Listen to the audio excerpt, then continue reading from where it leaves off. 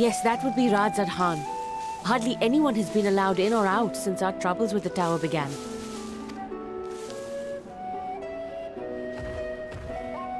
The faithful citizens huddle inside the city walls, and commerce has all but ground to a standstill. I pity the satrap, the trials he must be facing.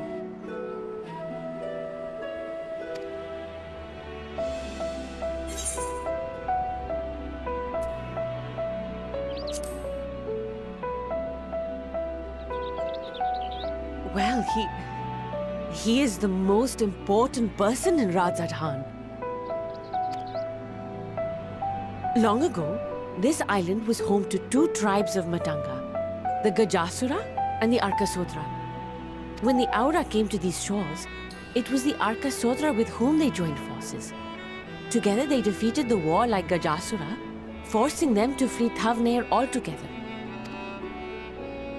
Peace and prosperity reigned for a time, until a clan of Hjord from the mainland decided they wanted the island for themselves. It was a direct ancestor of the present satrap who arbitrated that conflict and welded the warring factions into the nation we know today. And ever since, a member of that esteemed lineage has inherited this somewhat unique position. You see, by and large, the state is run by the people. But when problems arise, it is the satrap who mediates a solution. The stability provided by the satrap is what has allowed Radzad Khan to thrive all these years. And it was the satrap himself who entrusted us with this duty. We will not fail him, nor our countrymen.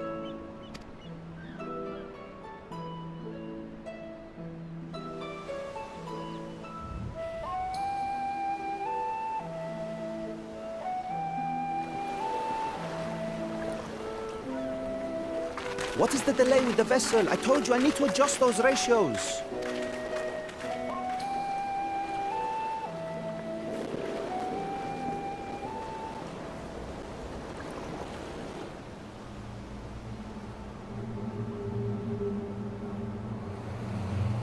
I come all this way to admire one of my splendid towers, and what do I find?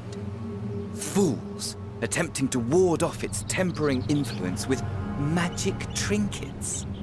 I seem to recall a similar experiment in ages past. What was that man's name? Oh something? Owen?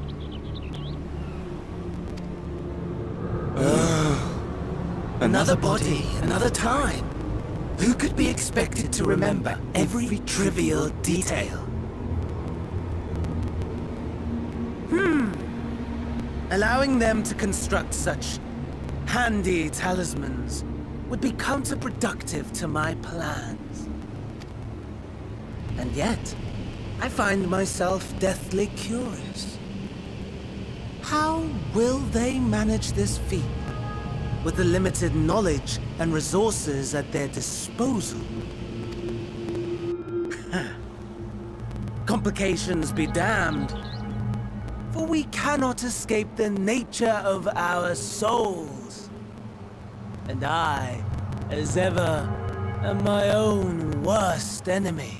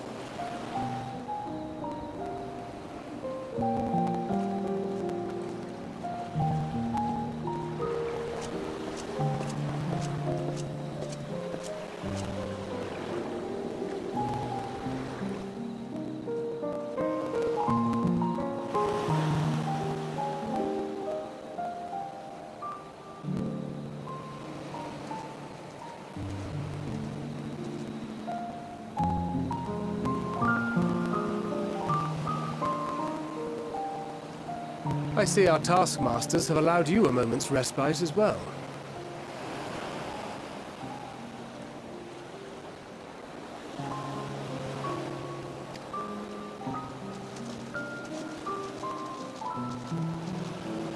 You have to hand it to these alchemists. They are determined to see this endeavor of theirs succeed.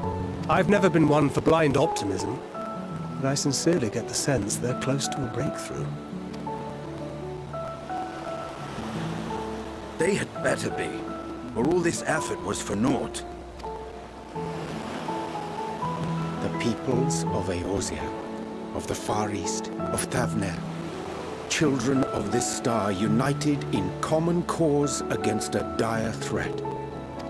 Yet ere they succumbed to suicidal madness, were not the Telophoroi born of her body as were we? They who cling to life and the promise of the morrow's dawn, against they who desire death and an ending of their own orchestration. The victors of this war alone will hold the right to answer the question of existence, of its meaning, and its worth. Poetic and ominous to a fault. That said, if it's an existential debate in nature, then our arguments might not be as persuasive as you'd think. Fandaniel wants to die and take everyone with him in an orgy of pain and suffering. An utterly vile and unforgivable idea. And yet, when spat upon by fate and wailing in the deepest pit of despair, who among us can say they have not entertained similar thoughts? There are nights black as pitch, bereft of hope, and no words of comfort can reach you. And it's all you can do to grit your teeth and choke back the bile.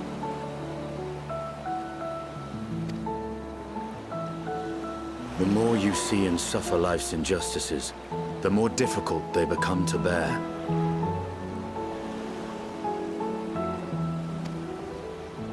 Vengeance is nurtured in similar soil. Though your anger has a broader focus, the sentiment is much the same. A fervent desire to destroy others, to see them drown in torment, as you have. That about sums it up. The will to endure is not always as strong as the urge to burn it all down and salt the earth. Survival be damned. It's a struggle, often close and brutal. Indeed. Well, I, for one, shall pray survival proveth more appealing in the end. As will I. Besides, our chances are much improved when we've the company of others committed to the cause of life.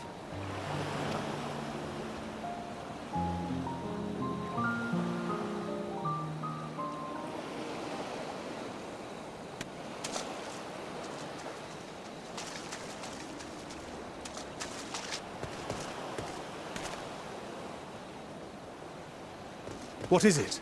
What did you see?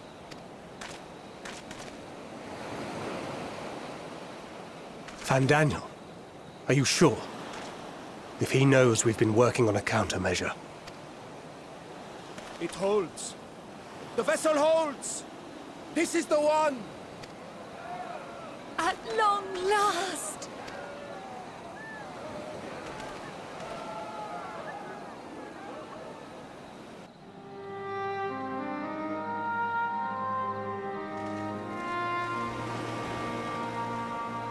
Look! We have finally created a talisman strong enough to withstand our experiments! Named it a warding scale for the time being. With this in your possession, your soul should be completely shielded from corruptive ether. Afforded such protection, any one of us may approach the towers without fear. Thou hast mine admiration. 'Tis an invention of historical significance. I thank you for your kind words. But I would prefer you keep them unsaid until we test the talisman's efficacy in the field. It is for the next stage of our plan that we summoned you in the first place, to accompany me to the Tower of Zot. Should the scale prove effective, as I very much hope it will, then you'll have little to do. But should the effect be weaker than anticipated, I must ask that you restrain me, or knock me senseless.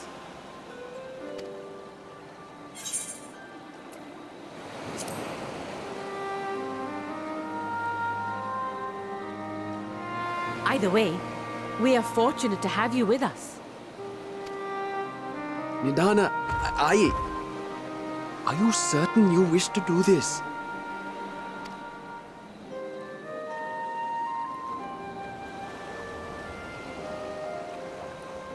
If others are to trust our creations, then we must have faith in them first.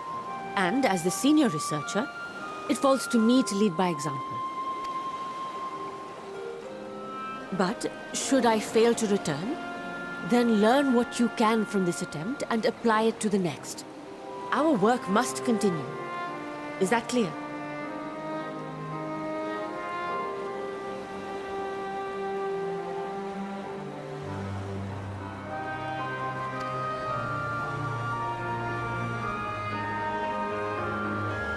We'll keep an eye on the place while you're away. Assuming Fandaniel is lurking about, there's no telling what mischief he has in mind for us, or you. Be on your guard.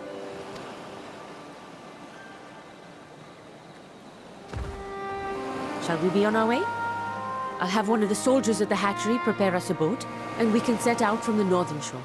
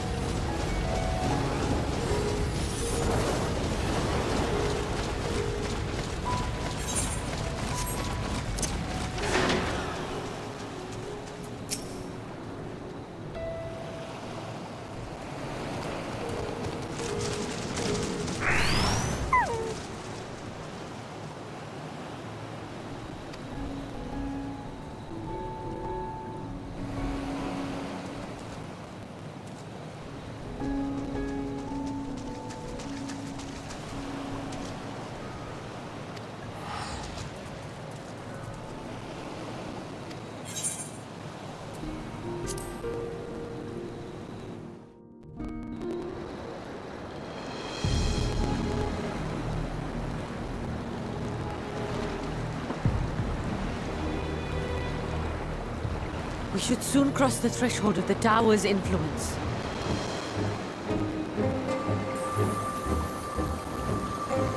Any moment now.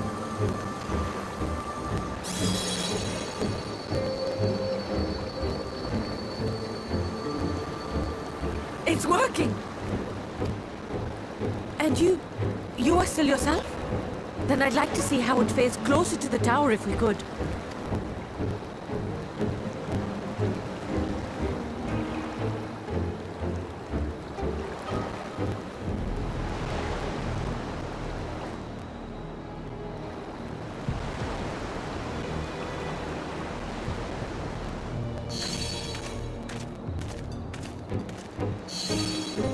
So far, so good.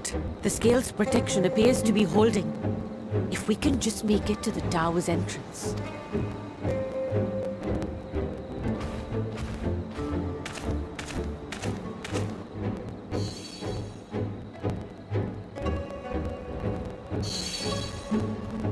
A few more steps.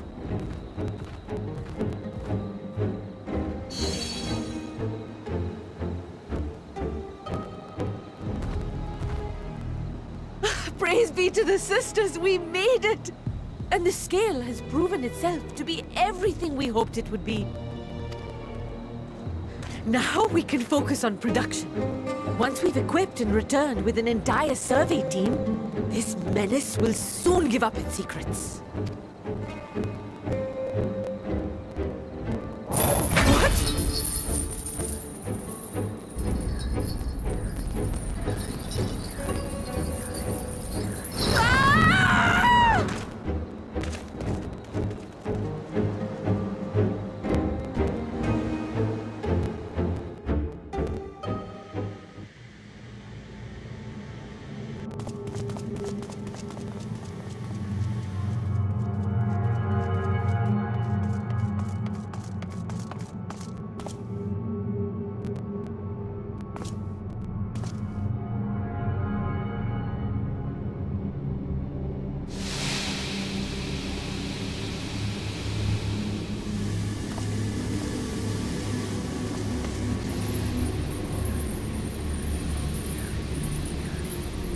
Oh, there we go!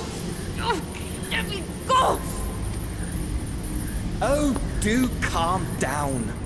You'll only hurt yourself thrashing about like that. Stop! Oh, you can't do this! Please!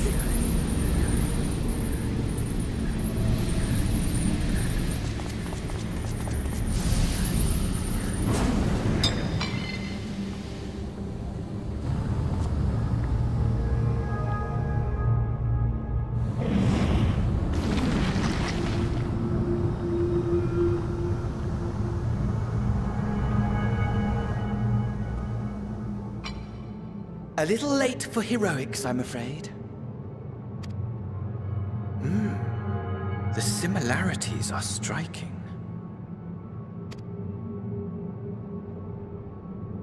My! Such hostility! Never before has my artistry so displeased.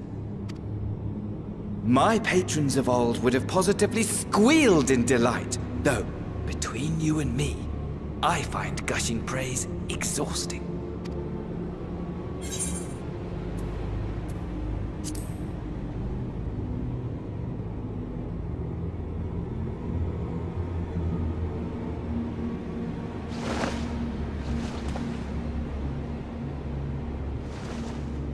Allow me to tell you a story. Surely you've yet to hear the one about Van Daniel, the sundered Asian. I inherited the position and the soul of the Van Daniel who sat on the convocation in the time of the final days, theoretically speaking. Practically speaking, that fact is of no consequence. I was born and lived as, well, me. Eventually, I was recruited into the Asians and imbued with the former Van Daniel's knowledge and memories, but I never felt that they were truly a part of who I am.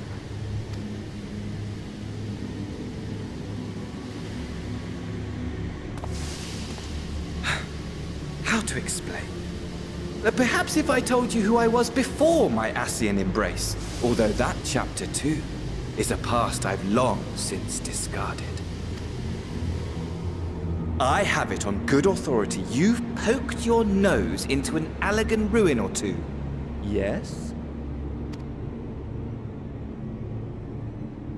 Then I expect you've heard of me. The old me.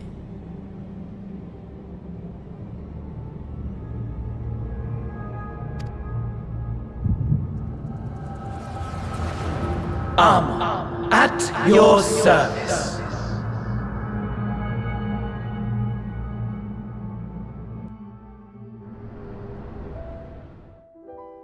Imagine a nation of unbridled prosperity. Every need met, day after day of unbroken, unshakable peace. Existence fulfilled and ripe for decay. You are a genius without peer, Amon. However do you conceive of such delightful experiments? That fool was beside himself with panic when he awoke with the head of a bull. Even his cries for help emerged as so much guttural lowing.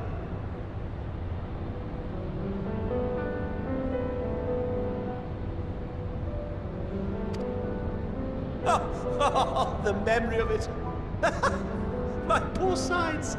My friends and I were so consumed by laughter we struggled to breathe. No more than entertainment for bored wastrels ignorant of its worth. My all-consuming work. But it was not their only indulgence.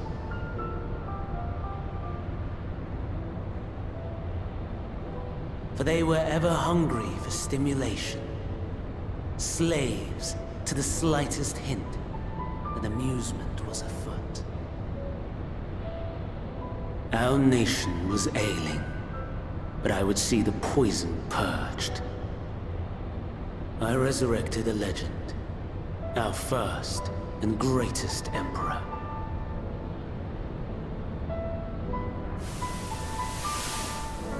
And just as I had planned, he set our wayward empire back on the path of conquest.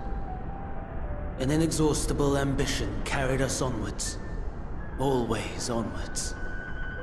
Yet, he who delivered to us such glory was not to be satisfied. Heed me, Amon. No matter how vast one's empire, or full one's treasure vault, all is rendered meaningless by death. In the end, all is lost.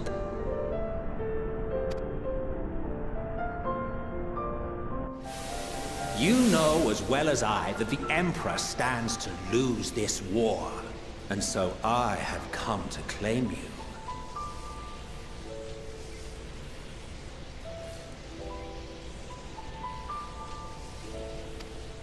For while your methods leave something to be desired, we cannot deny the results of your work. And as fortune would have it, the seat of Van Daniel, your rightful seat, lies vacant and waiting. Take your place amongst your peers, rather than die a pointless death amidst the ashes of your doomed nation. Send one of your clones to the Crystal Tower that you might see for yourself. See what lies ahead.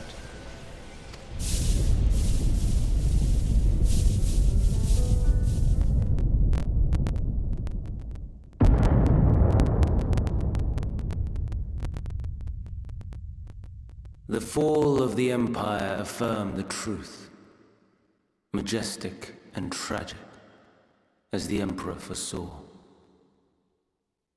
Scheme as you like, build as you will, nothing endures. What is life but a brief jaunt ending in emptiness?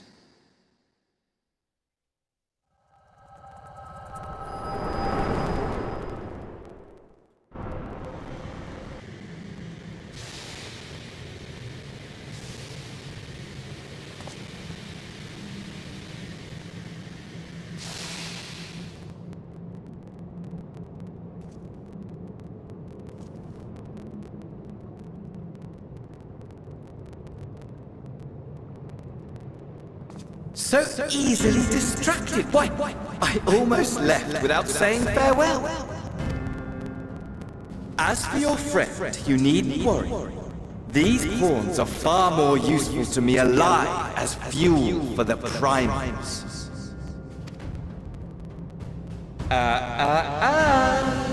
If you attempt to pull them free, they will die. So, enjoy tackling that conundrum with your comrades. We shall meet again! Not in one of these minor spires, oh no, but somewhere more suitably grandiose. Your favorite playmate is ever so eager to see.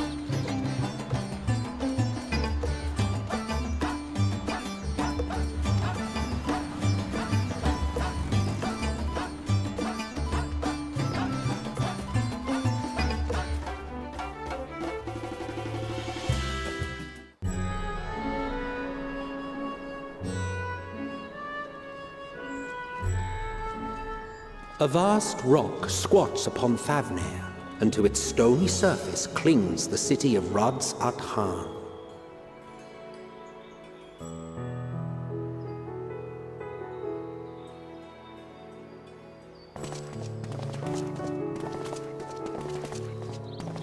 Ye who enter here are subject to the scrutiny of gods, the gate's most watchful eye. The orb which beholdeth the truth of all things.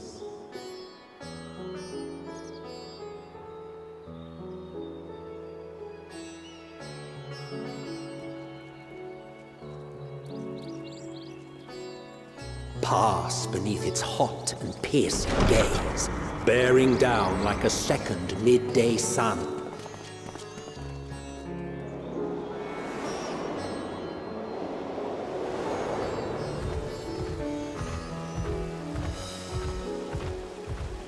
The fragrant haze, a mixture of sweet incense and acrid smoke.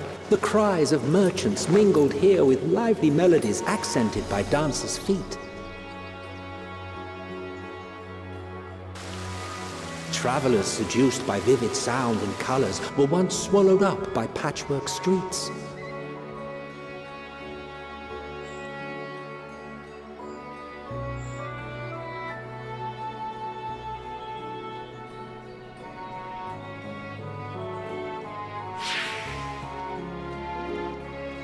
But no such scenes to savor now. To what somber present does that divine eye bear witness?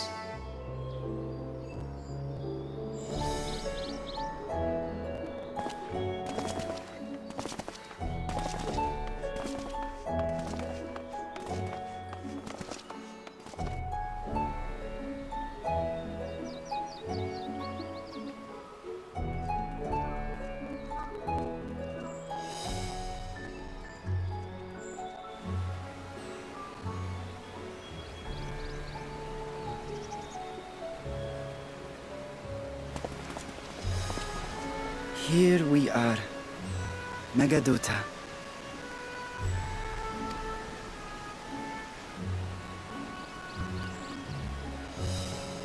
It seems a shame to bring you here directly. Under normal circumstances, it would have been my pleasure to show you the sights. And it would have been our pleasure to see them. Alas, it seems our tour of the city will have to wait. I'm afraid so. Come, we should head inside.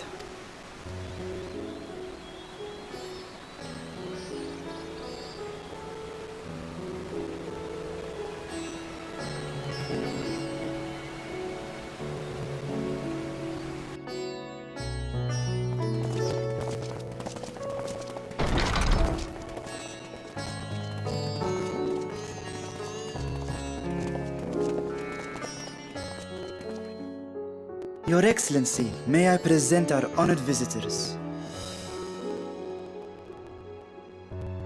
Ah, splendid. Most splendid. Allow me to introduce myself. I am Ahawan, satrap of Rads-at-Han. Our alchemists tell me your assistance was invaluable in the creation of the warding scale. Such deeds ought to be recognized in person. Thus did I have young Varshan convey you here forthwith. On behalf of my people, may I express to you our sincere gratitude.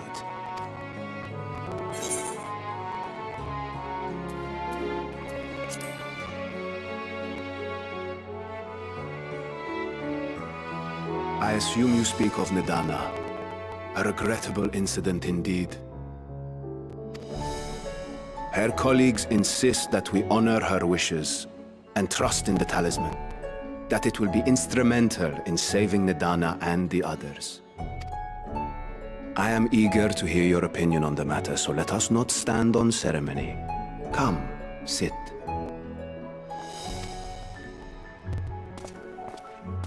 I think not. This charade has gone on long enough. Show yourself. Forgive me, but were you expecting musicians, perhaps? There are no performers waiting in the wings at present, but arrangements could be made if you'd prefer. Nay, he hath the right of it.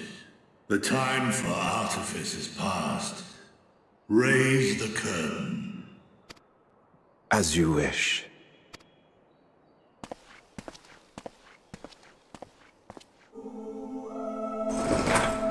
You travel as assistants to the students of Valdesian, but you are known to me.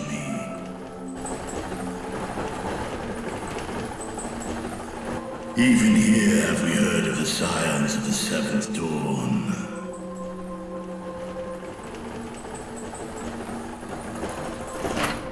I am Vritra, and for years uncounted hath this isle served as mine abode.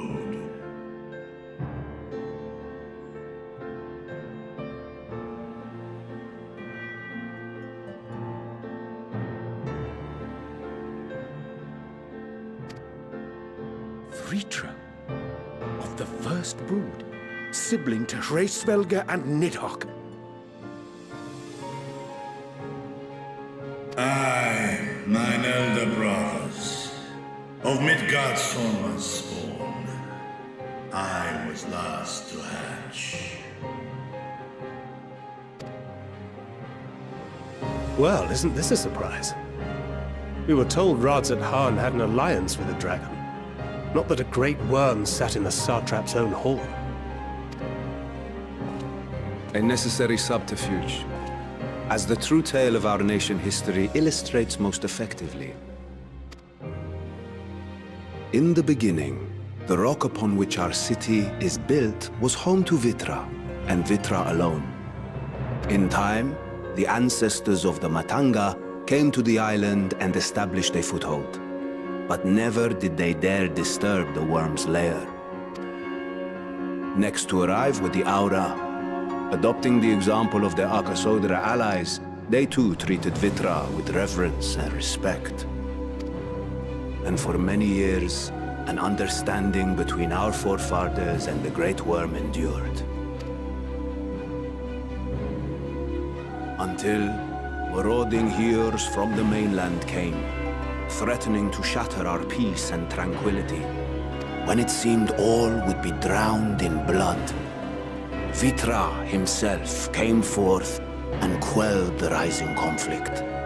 A peaceful accord was reached, and oaths sworn in Vitra's name.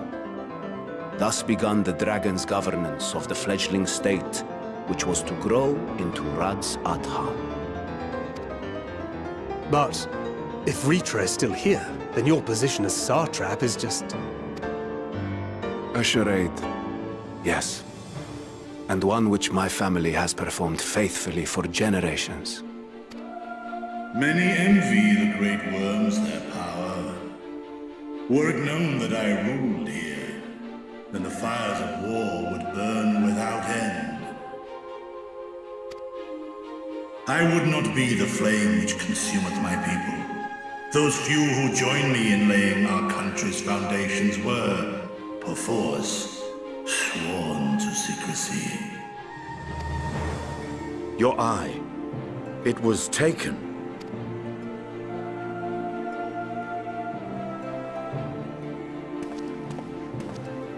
"'Tis here, buried within the semblance of flesh.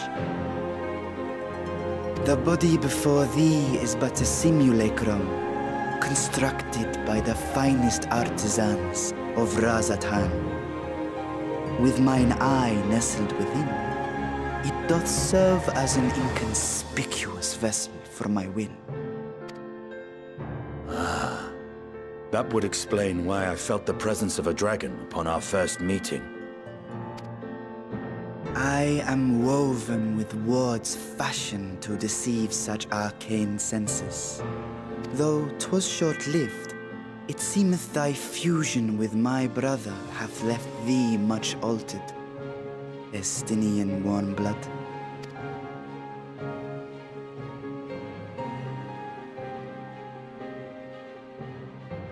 From the very first, we sensed the nature of one another, yet did neither one of us bare his fangs.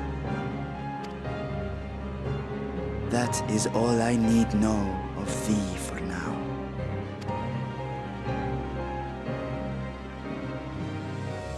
With my secret thus revealed, I have for you a proposal. Not as a worm of the first brood, but as the ruler of Rad's Adan.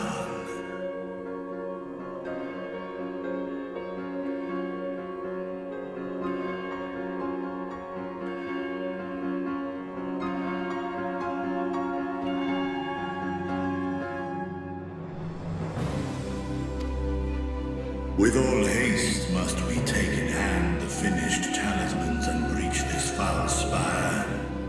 Thence, should it lay within our power, dispel its wicked influence.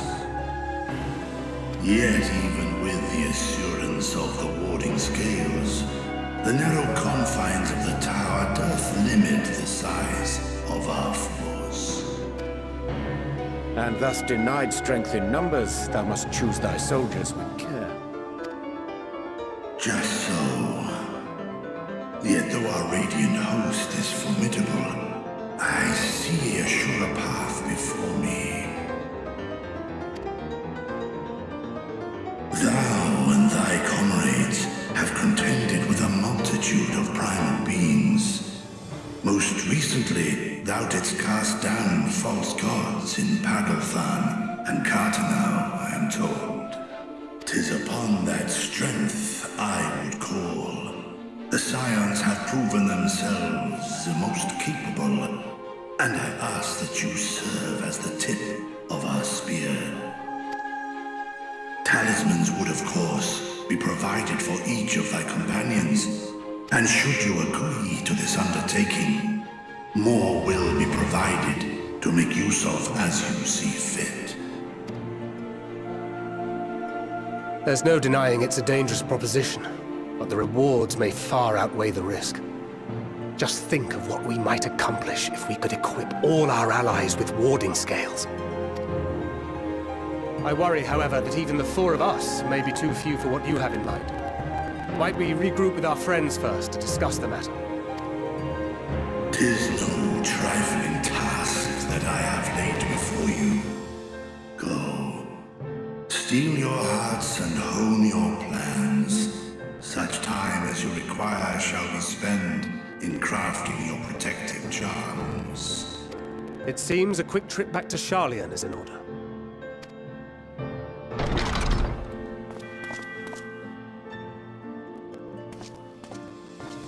Wilt thou not lend thine aid?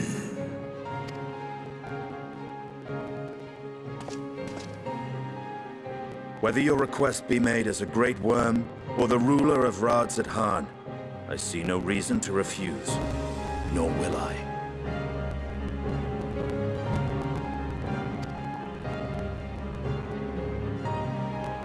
I am in thy debt.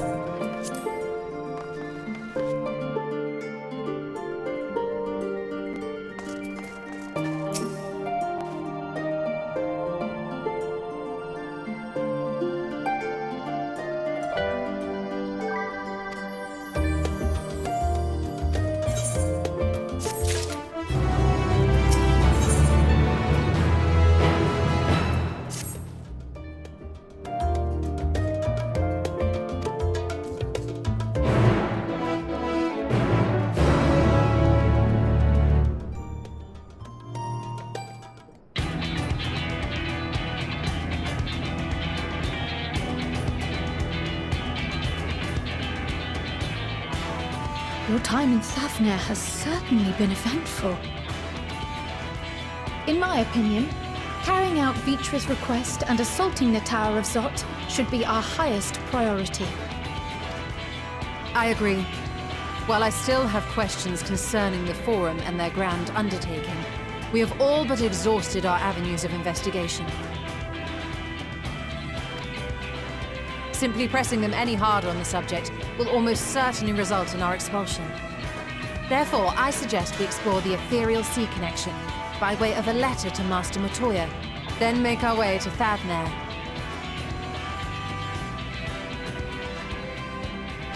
I wonder, even with the protection these talismans afford us, what can we hope to achieve once inside the tower?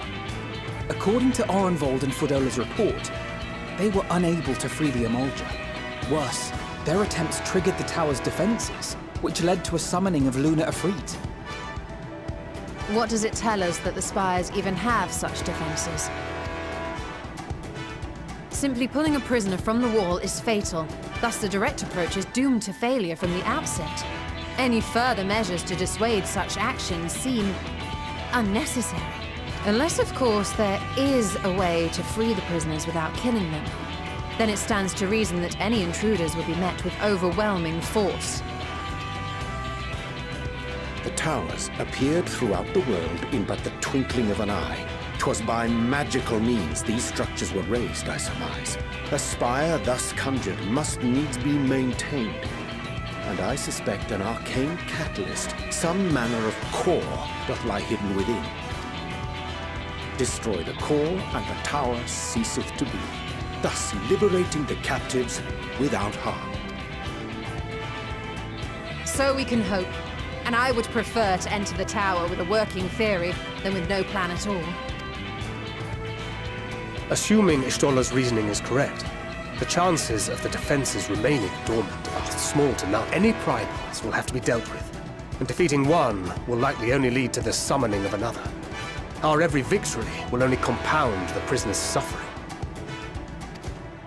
May we not then divide our forces? Those proficient in healing will focus on sustaining the captives.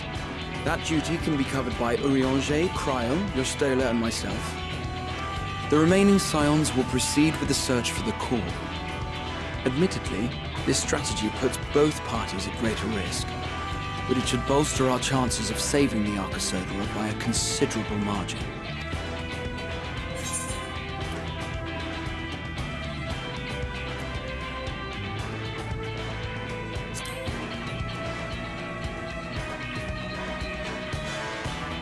If you're to fight primals, then you'd best have at least one healer with you. And I am more than happy to fulfill that role. I found wielding a sage's armament to be rather intuitive, and look forward to testing them against a more challenging foe. It seems we have a plan. All that remains is to carry it out. I will inform Radzat of our movements, so let us make our preparations and regroup near the tower. The military post in what's left of the Hamsa hatchery should serve as a convenient staging point. That sounds perfect.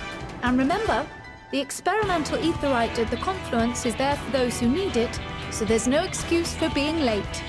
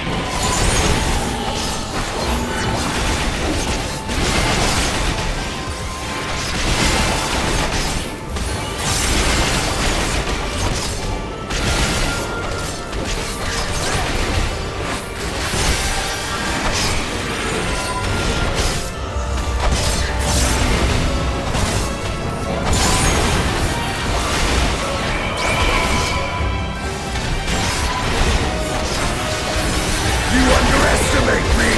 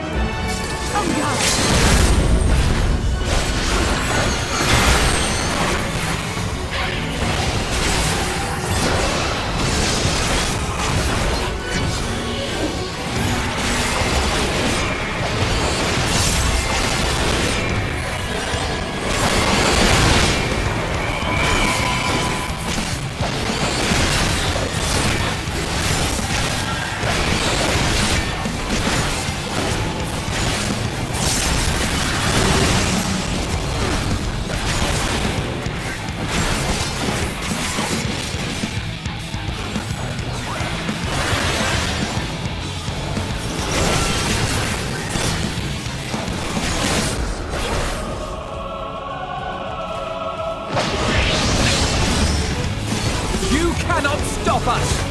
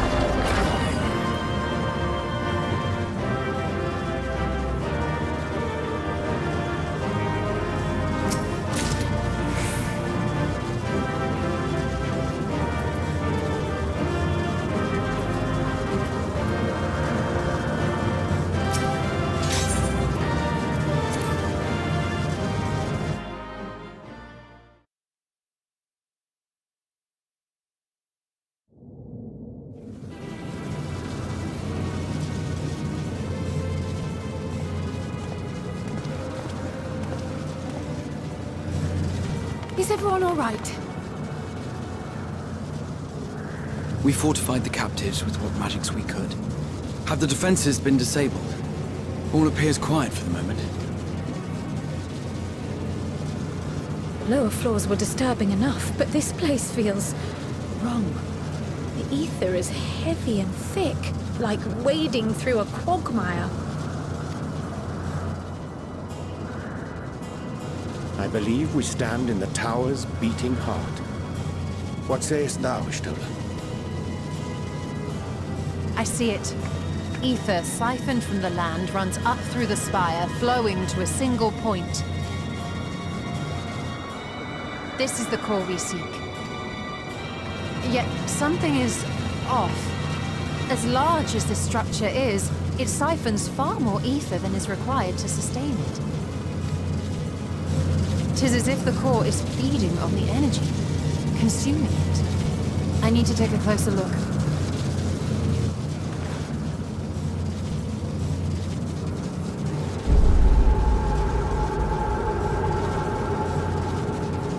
Curious. There is something there embedded inside the core.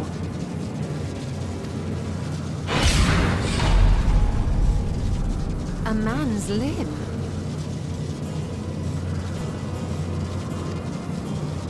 This is what we came to destroy? Yes, if you would be so kind.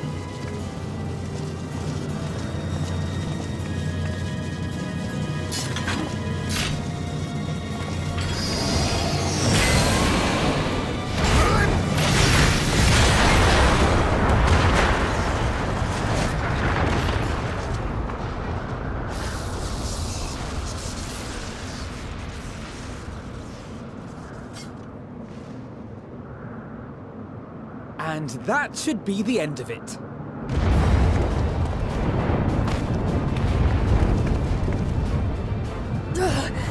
What now? My theory that the tower might come crashing down following the core's destruction doth appear to be correct.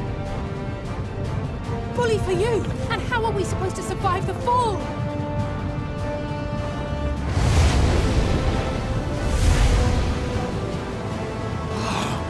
What of the prisoners below? The floor beneath our very feet dissolves. Brace yourselves! I pray I'm not too late.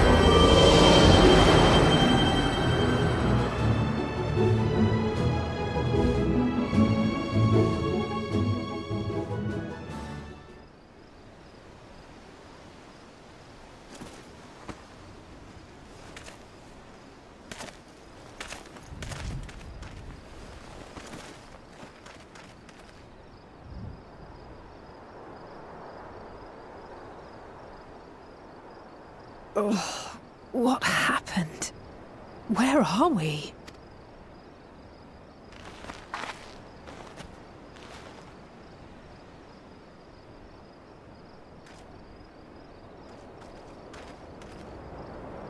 By my reckoning, we're still on the island where the tower stood. But 'tis as if it never existed.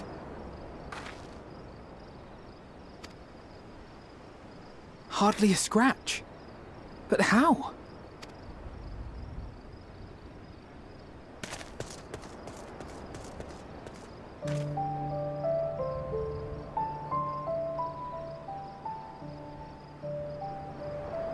Raha wove a levitation spell at the last moment. Large enough to catch everyone, it would seem.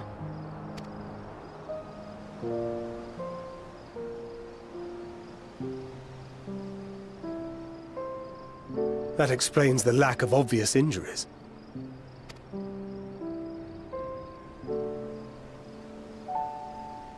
The expenditure of so much ether has taken its toll. He will need plenty of rest, but should otherwise be none the worse for wear.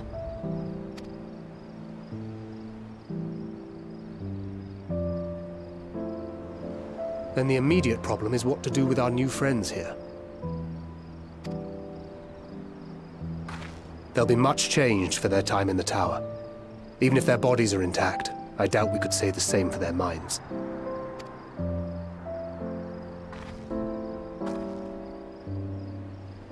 Angelo and I will take care of that. I have every faith in you, Alizé, but there are just too many for you to treat alone.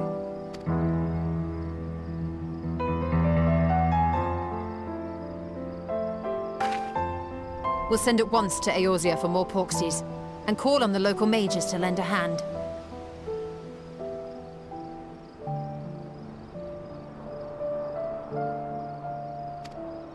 Hail, Scions! We were watching the tower when it simply disappeared. What happened here? The threat is banished, and thy people delivered. They are, however, in need of treatment, and we of a secure locale and helping hands to assist us in its provision.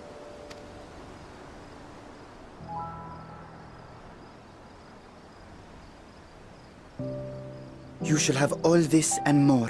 Come, let us convey these unfortunate souls to the city.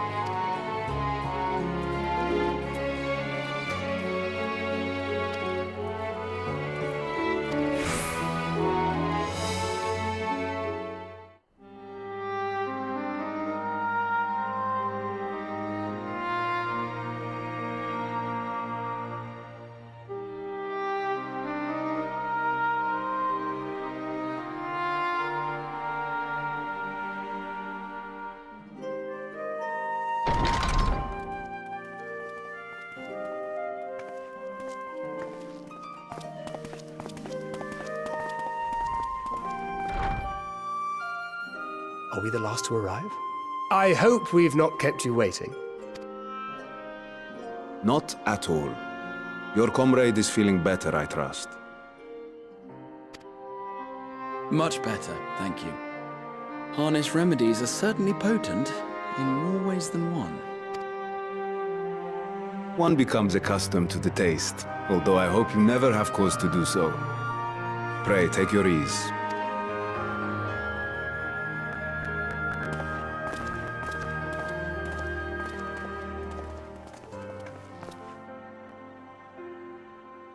Full glad I am to see you all unharmed.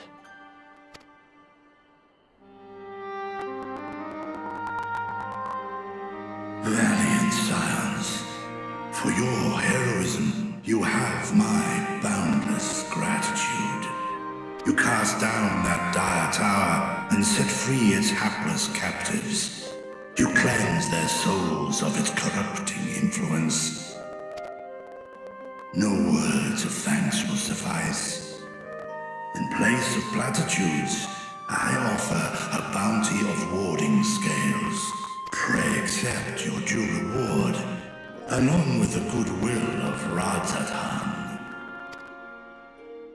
Alchemists throughout the land were put to work in the forging of your talismans. The finished ones have been collected, and now await you at the High Crucible of Alchemia. Present this letter when you are ready to take them into your possession.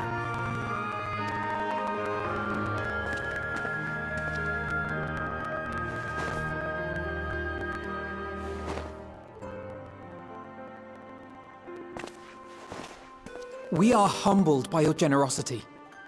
Know that the inventive wisdom of Radzat Han will be vital in restoring serenity to our star. Every single one of those scales came from you, didn't they? You must still be in such pain.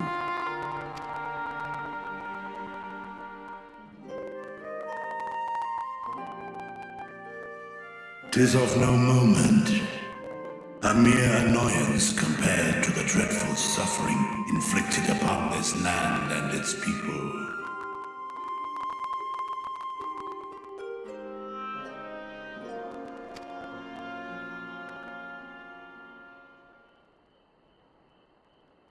Albeit brief, my involvement in the Dragonsong War afforded me a glimpse of the myriad sorrows which consumed both dragon and man. Though you were half a world away, such tragedies as befell your kin must have affected you deeply. And yet, you chose to live among men.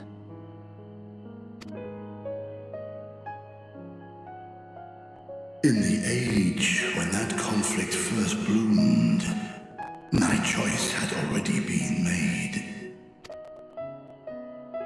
In some distant place, man slew dragon, and dragon slaughtered man. Yet no hate could I muster for those smiling faces which did look to me for guidance. Not even my brother's righteous rage could rally me to his cause.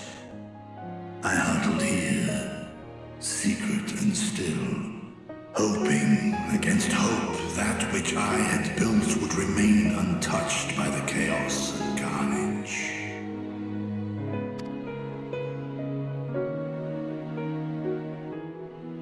'Twould seem we share the same desire for peace, great Vritra. To that end, I wonder if we might trouble you with another question. The Telophoroi are intent on recreating the final days, an apocalyptic event which we know to predate the sundering of the star. As the longest lived among us, know you aught of this terrible cataclysm?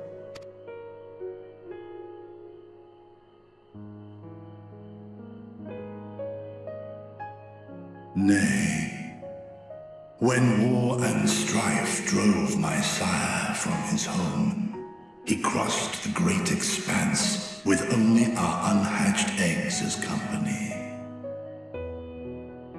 He alighted upon a shattered source, its 13 reflections long since scattered beyond the rift. Of events preceding his arrival, he knoweth naught, save that which Hydralin hath deigned to disclose. I see. So again, 'tis the inscrutable Hydaelyn to whom we must look for answers.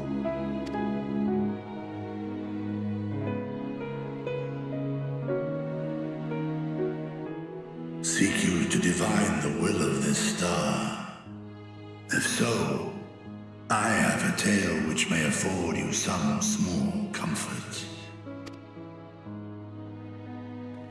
'Tis a story from my youth, many years ago. To my sire, I once posed the question, of all the stars in the sky, why didst thou settle upon this one? To which Midgardsormr did reply, 'twas the last bastion of hope.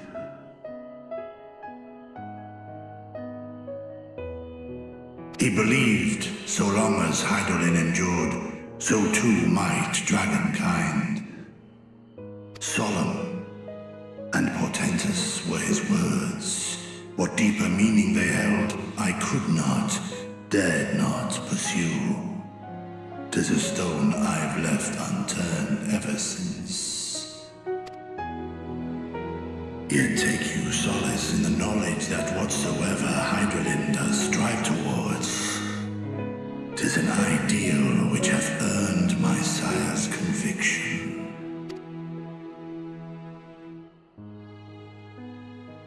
Thank you, Vritra.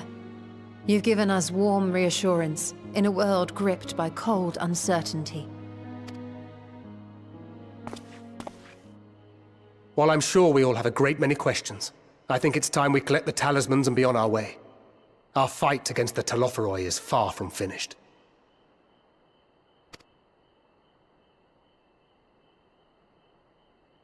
We must take our leave, but please do inform us if we can provide any further assistance.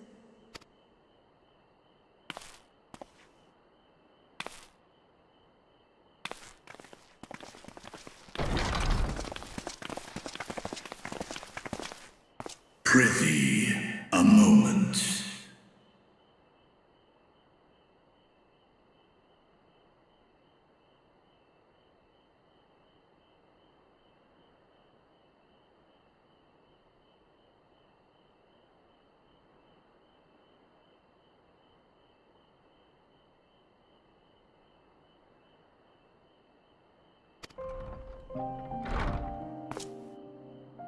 There is one whom my sire hath judged worthy of honor and respect. The one known to men as Eorzea's champion. This hero of renown and rumor, 'tis thee.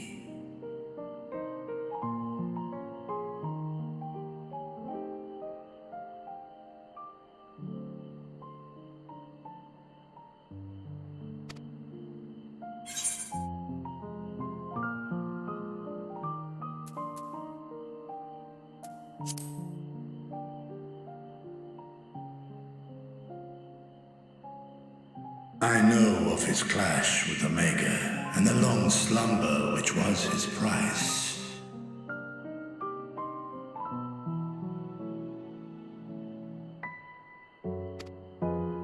Yet even closed in sleep, my father's eyes are far from blind. He is watching over thee, watching over this world. 'Twas a revelation most pleasing that thou, a child of man, had gained Midgardsormr's trust. But alongside mine elation runneth a rivulet of dread. For upon thy life's reel wind too many threads of fate, power, wheel enmeshed with woe.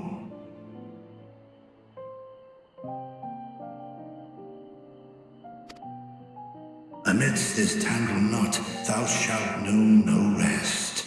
'Tis an endless confluence of forces, a struggle without surcease.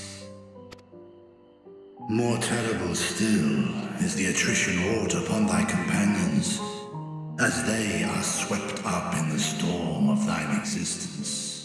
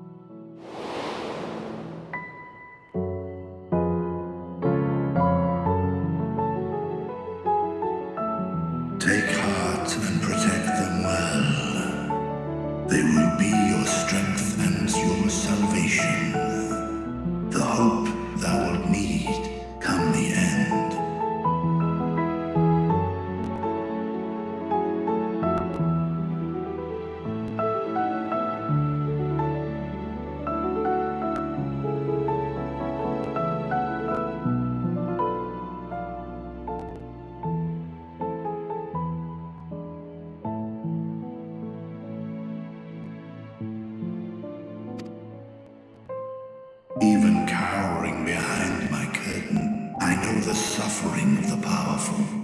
I have watched my siblings driven mad by loss.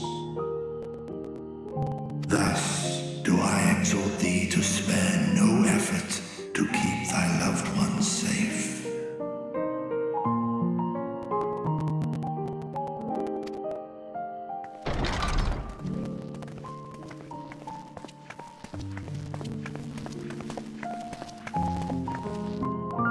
Apologies.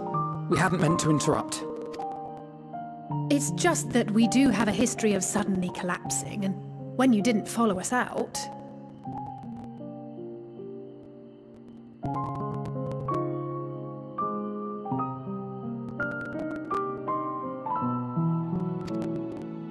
Tis I who must apologize. I have detained your champion overlong with idle chatter.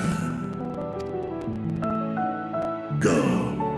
At war's end, I pray I welcome thee back into my hall, where together with thy joyful comrades, you may toast your triumph.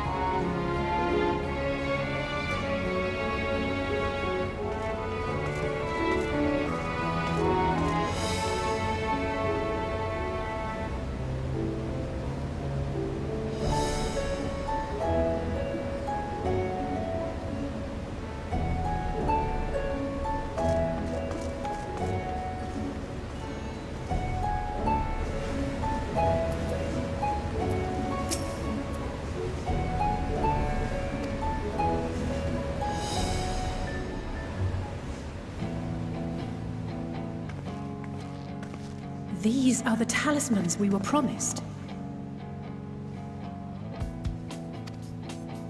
Yes, and I made a quick count. There are far more than we could have hoped for. Enough to outfit an entire company of soldiers, in fact. Considering the involved process, that they were able to manufacture so many in such a short span of time is nothing short of a miracle. Once we have distributed them to our allies in Eorzea and the Far East, we'll have a fighting chance to bring down the other spires, just as we did with the Tower of Zot. Or we could use them to invade Garlemald proper, and strike directly at the Telophoroid's base of operations.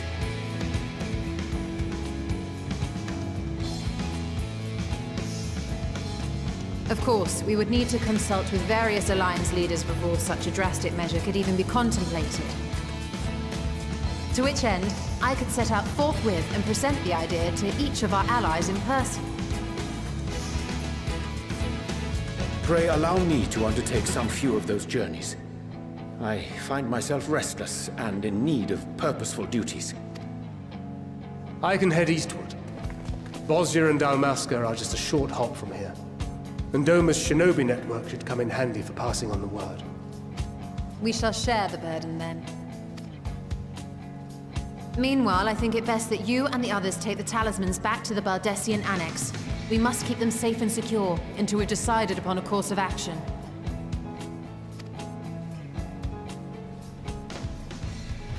Please, I must speak with you.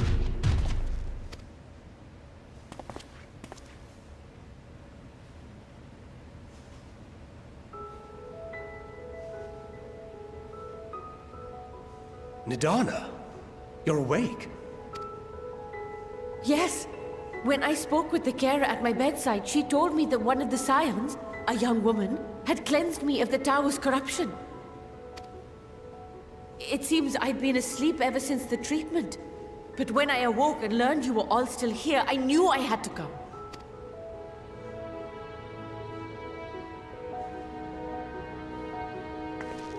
As you said, Nidana was captured only recently. Such a brief exposure is swiftly cured, so I tended to her before we gathered at Megaduta. And I am truly grateful that you did. I cannot thank you enough. All of you, for everything you've done. Destroying the tower, rescuing our people. You've saved Thavnair from an awful fate.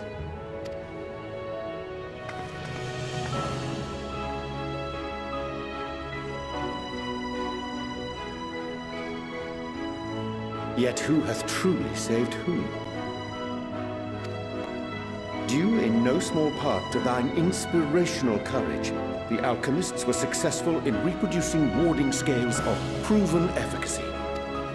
Replications of thy work now stand ready to travel across the seas, unto the hands of those who might wield them against this rising evil. The talisman? Is this true?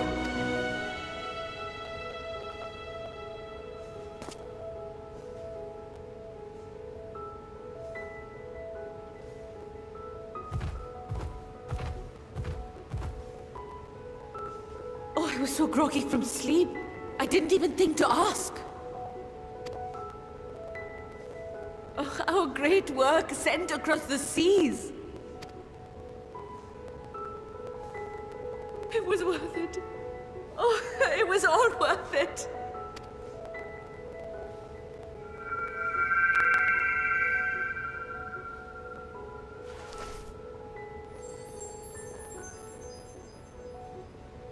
Look at that!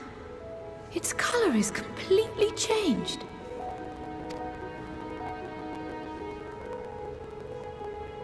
What do you have there?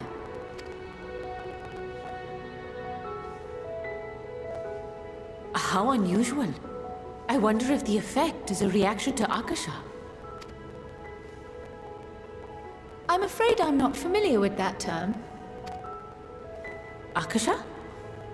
It is one of the unseen energies defined by Harnish alchemical theory.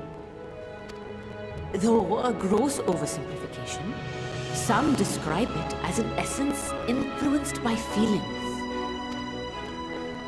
You imply that it is distinct from ether? Foreign scholars often conflate the two, but we see them as separate concepts.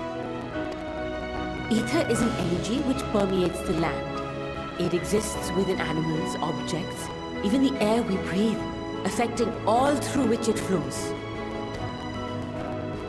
Akasha, on the other hand, exists in a domain beyond our reach.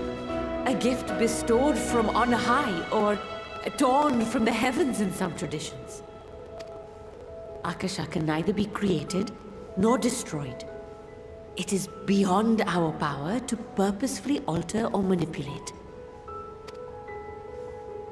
The only thing observed to influence it is an abundance of, I want to say, spiritual emotion. As a veteran of the battlefield, surely you've experienced moments of desperation or exaltation when you've transcended the usual limits of your capabilities. That is a manifestation of Akasha, the invisible essence harnessed by heart, mind, and unyielding spirit. I really must hear more about this theory. Our disciplines are based entirely upon the idea that ether is the fundamental form of all energy. I'm glad my haphazard explanation has piqued your interest. But even for us, Akasha is a somewhat abstract field of study. A lack of practical application lends itself poorly to formalized research. Which is why my analysis of your flower can amount to little more than idle speculation. I am sorry.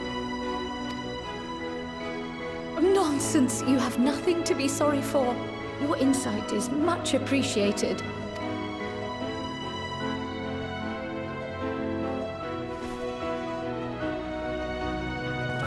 Shall we depart for Charlian then?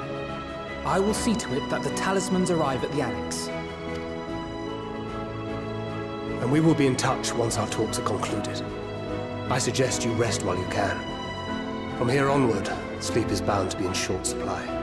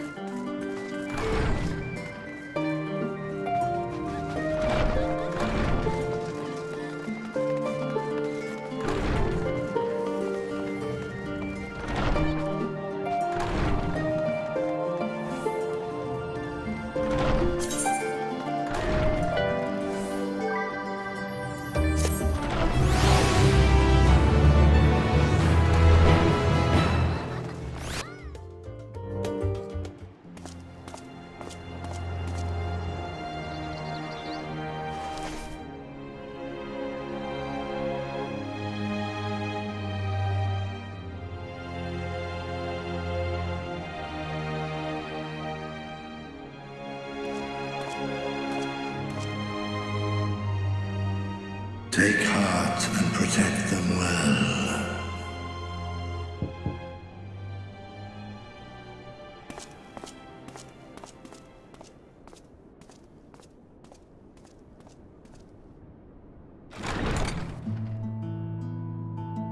Good, you're here. You haven't eaten yet, have you?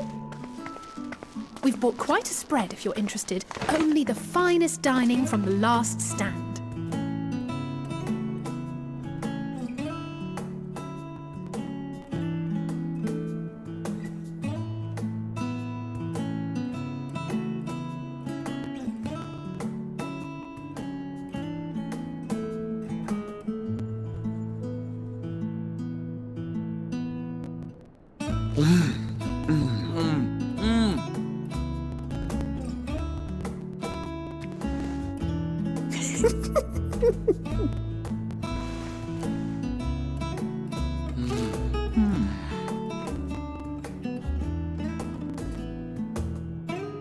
Lest you wonder, we invited Estinian as well.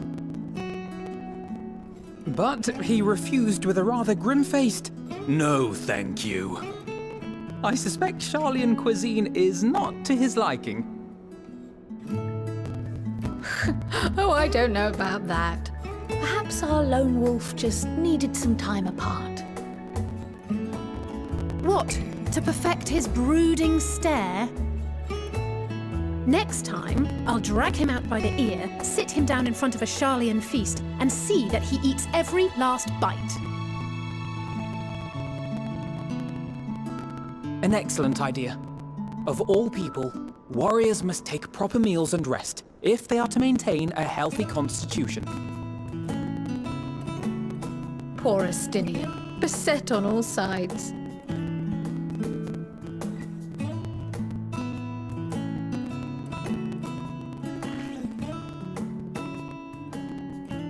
Speaking of one's physical condition, Mistress Cryle, I hear you recently played literal host to Heidelin herself. And what an experience that was. Tiring, yes, but no lasting harm done. If anything, I should have liked to speak with her longer. I've not felt a hint of her presence since. Heidelin instructed you to carry that flower, yes?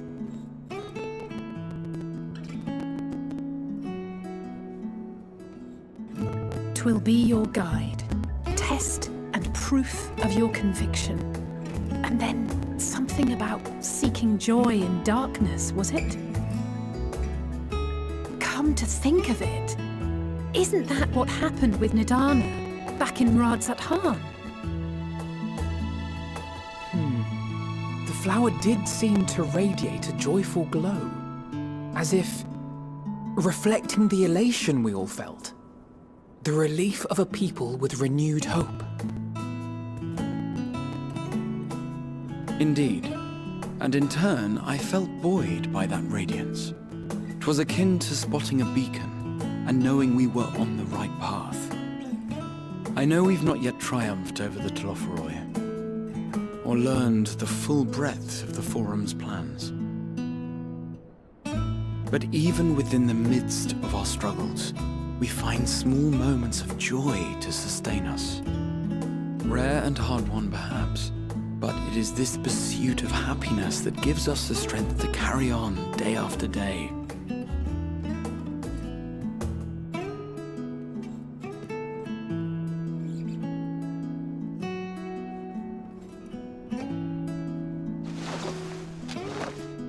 Hey, that's mine. To the swift the spoils.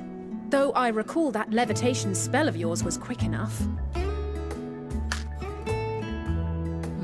Only barely. And even at my best, I'm still too slow to wield it effectively in battle. Mayhap I simply require more practice with this new magic. You unearthed it from the depths of Numenon, I presume? Aye, and from a veritable mountain of arcane tomes at that. 'Twas necessary to facilitate my solitary explorations. To put it simply, you used it to sneak around the forbidden archives. Yes. Well, after a fashion.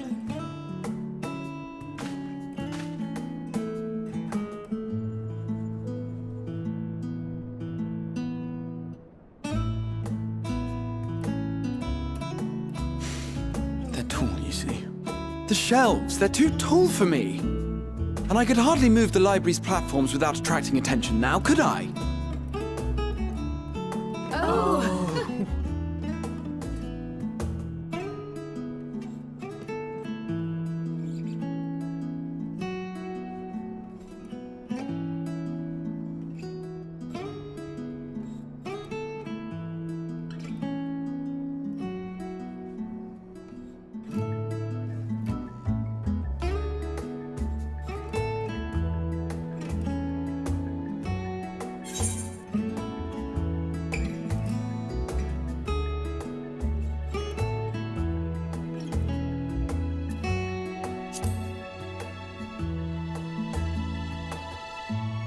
I'm not that ambitious. But 'tis pleasant to idle away the hours every once in a while.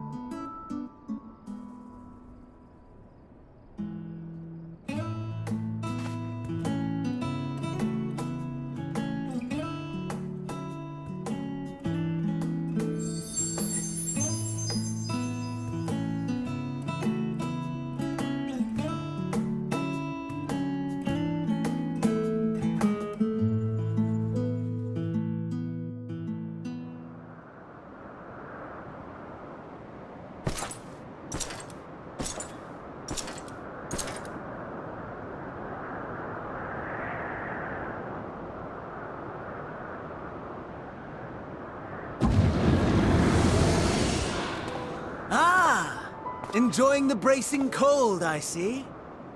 Do you not own a warm coat or a cloak? Something in fur? Or fashioned from the skins of your enemies? Or... well, never mind that.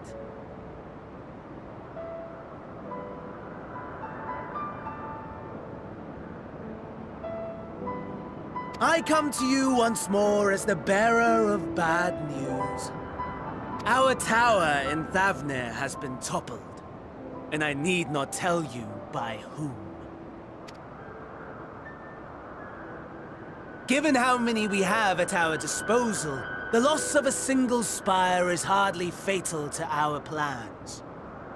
It does, however, slow the rate at which we siphon the ether. If they continue to preoccupy themselves with the towers, then all will be well. But should our foe prove bold enough to strike at us here, then the timing becomes questionable.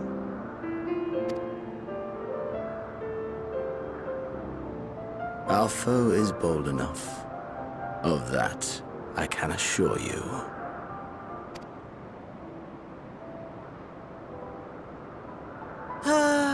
Yes, very well then. I suppose I must prepare a proper welcome. Honestly, talk of your nemesis is the only thing you seem to enjoy. Does nothing else spark your interest? No. All else is... equal. Equally tedious, equally disappointing.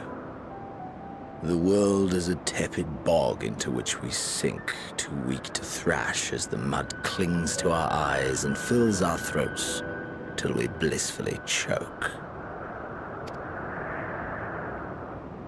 But then came the light, blinding and pure and hot, so very hot, enough to set my soul aflame. I basked in the afterglow until the void yawned once more. And then I knew the muck would never claim me again. There was naught for me ahead, so I drew the curtain on all that had come before.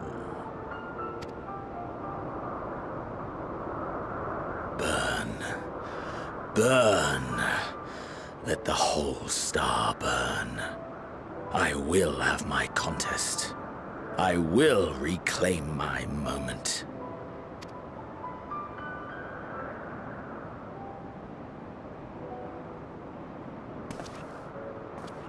How wonderful that the emptiness of death has not dissuaded you from committing your life to its pursuit once more.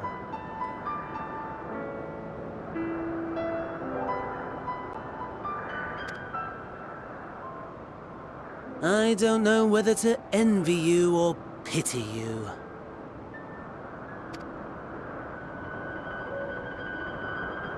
You question my disinterest, but what of yours? Despite your noisome antics, I sense you take little pleasure in this endeavor.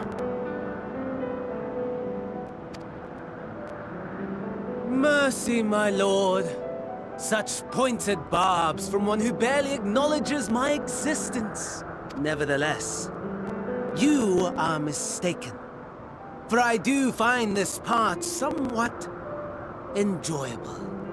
You see, when I was mortal, I would always have the same dream. It was a fragmented thing, disjointed, all the faces incomplete. The setting, too, was unknown to me. So I thought it simply a fantasy of my sleeping mind.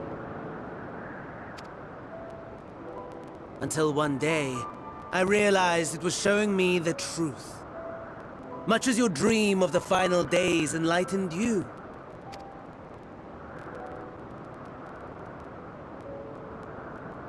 And soon, very soon, the rest of the world will see the truth of my dream, too. Yes, I think that is something we can both enjoy.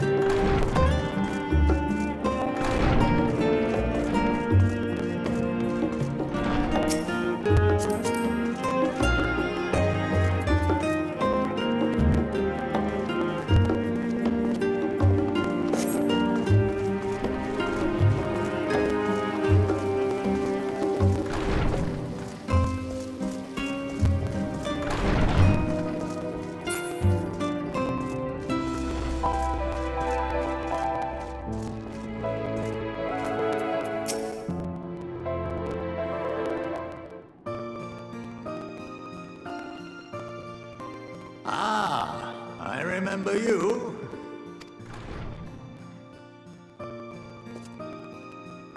I pray we have not caught you at an inopportune moment. We wanted to offer our thanks for your kind words in the forum.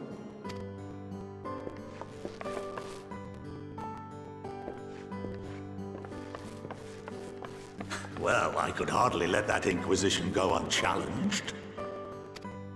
I've always believed that curiosity should be nurtured, not stifled.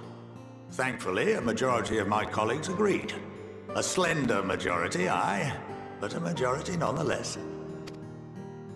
Had the vote not gone our way, we would be having a very different conversation, if any at all. Though I'd like to think you would have not given up on our cause. I'm told you paid a visit to the annex afterwards. Yes, that's right. I was hoping to speak with the grandchildren of my dearly departed friends Galuf and Louisoix in a less dour setting. But it seems I just missed you.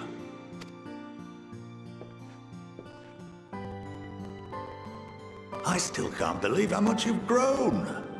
If only your grandsires could have seen the way you presented yourselves to the Forum. You must have the patience of a saint, putting up with this lot and their antics. Never mind Matoya's prize student.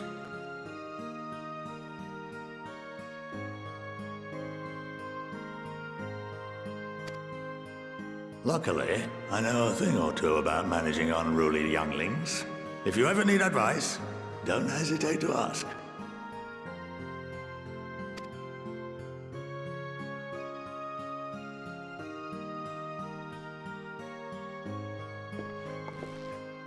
If I may, there is a rather more pressing matter we wish to discuss. What can you tell us of this duty that the Forum must fulfill? Nothing, I'm afraid. Like all humble servants of the Forum, I am sworn to secrecy.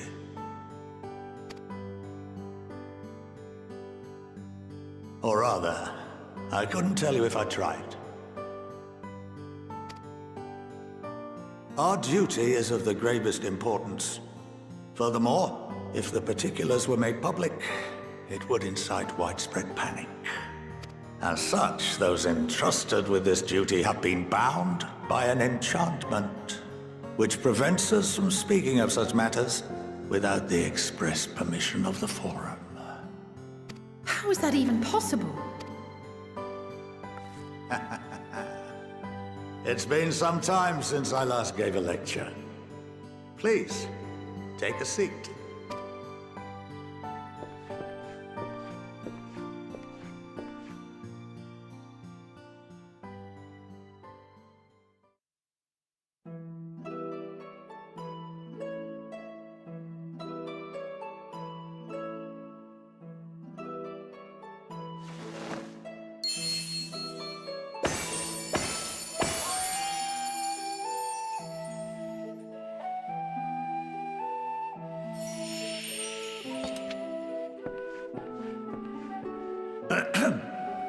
We shall begin by reviewing the fundamentals of etherology. The ether, which imbues us with life, can be categorized into three forms.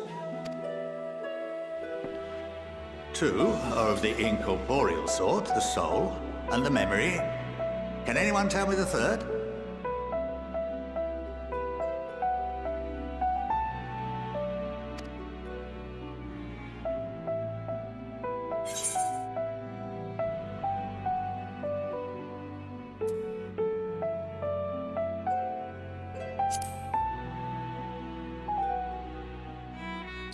Yes, very good. This is the form with which the layman is most familiar. Consumed by even the simplest of daily activities and replenished by the food and drink that sustain us, this form of ether is in constant flux. In contrast, the ether that comprises the soul is rarely subject to dramatic change. The same can be said for memory, as the two are intrinsically linked.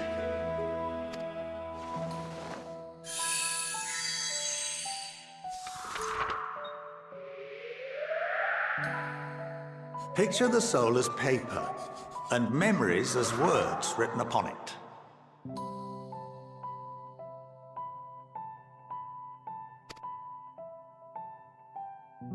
Now, what would happen if that paper was doused with ink?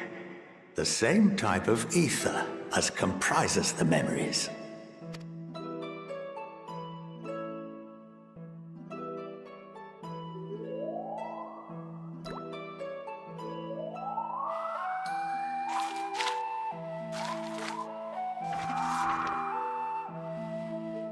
It would blot out everything that was written. Precisely.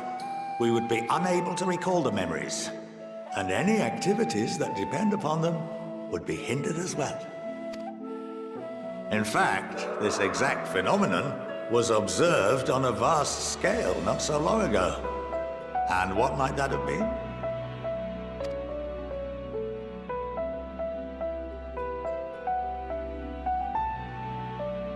The seventh umbral calamity. The people of Eorzea vividly recall Bahamut breaking free of the Lesser Moon and raining hellfire down upon the realm. But no one could seem to remember the events that followed immediately afterwards. Indeed. To this day, we have yet to determine whether it was an unintended consequence or a deliberate act. The enchantment which binds me and the rest of the Forum is based on a similar principle. And yes, it is a contravention of the Sharlayan prohibition against the practice of memory manipulation.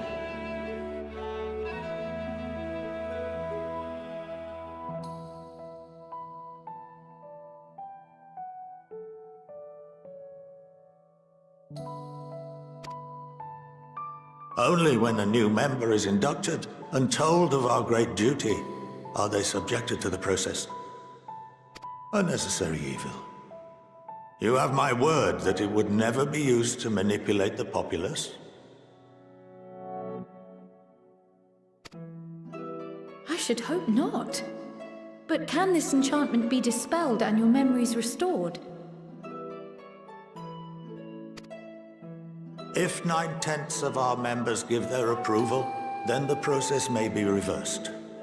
Then, and only then, would we be able to speak freely to others of our sacred duty. Barring that, we must wait until we return to the ethereal sea.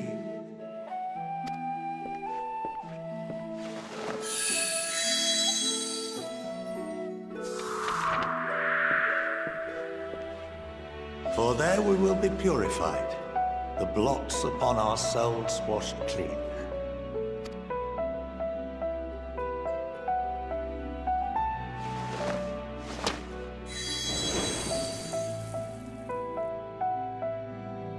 And our memories drift apart and dissolve. Rather defeating the purpose, I suppose.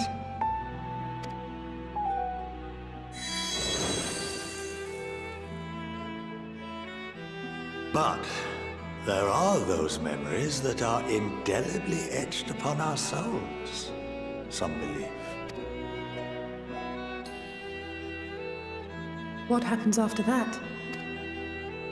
We are reduced to pure ether, coalesce with that of others, and create souls anew. Alternative schools of thought assert souls remain whole and return to the corporeal world, reborn into another form. Both theories have their proponents. Personally, I consider each equally probable.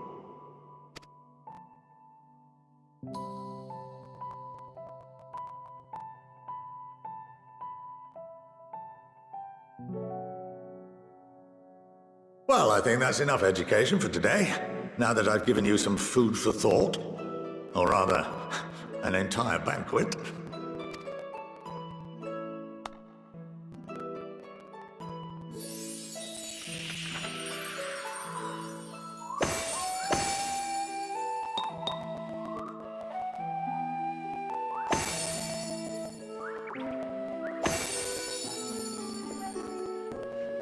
I would remind you that although I'm unable to assist you with certain matters, the resources at my disposal may still be of use to you. I'll arrange for you all to be given the run of Phenomenon. Of course, as associate to our alumni and the students of Baldessian, this privilege is extended to you as well, my friend. Oh, and I suggest you speak with Ki Aliapo. She's well known among the artisans of Sharlayan, and her network of contacts may prove useful in your search for knowledge. I wish you all the best in your pursuits, wheresoever they may take you.